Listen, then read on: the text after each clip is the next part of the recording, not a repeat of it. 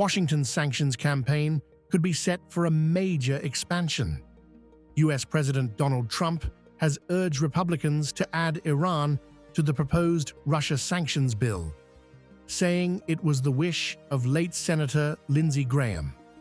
The call comes as the US simultaneously ramps up pressure on both Moscow and Tehran. Republicans should add Iran to the Russian sanctions bill. That's what Lindsey wanted to do, and it was going to happen.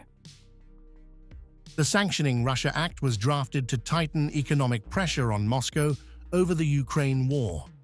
It proposes fresh sanctions on Russia's financial and energy sectors while targeting its shadow fleet. Trump's latest demand would expand the bill's scope by bringing Iran into the same sanctions framework. Pleased to announce, as of about 30 minutes ago, we've reached agreement with the White House on a version of the Russian sanctions bill that they will support. It means it's going to become law.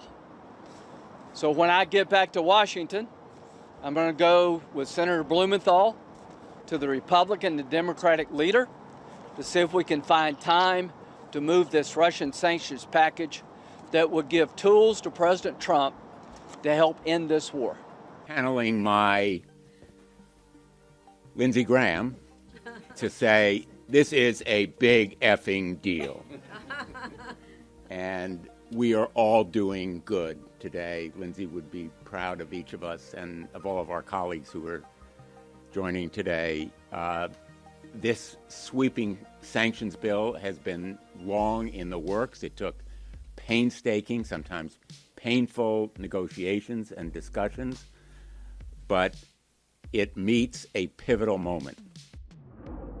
Trump's proposal comes as Washington has resumed military operations against Iran, following attacks on US troops in the Middle East.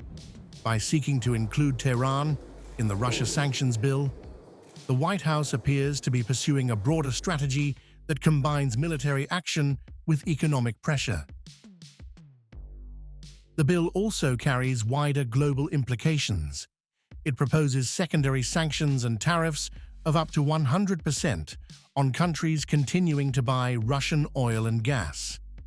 If enacted, major energy importers such as India and China could face increased economic pressure under the proposed legislation. Despite Trump's endorsement, the proposal is still only a bill. Congress must approve the legislation before it reaches the president's desk, and any amendment adding Iran would also require lawmakers' support.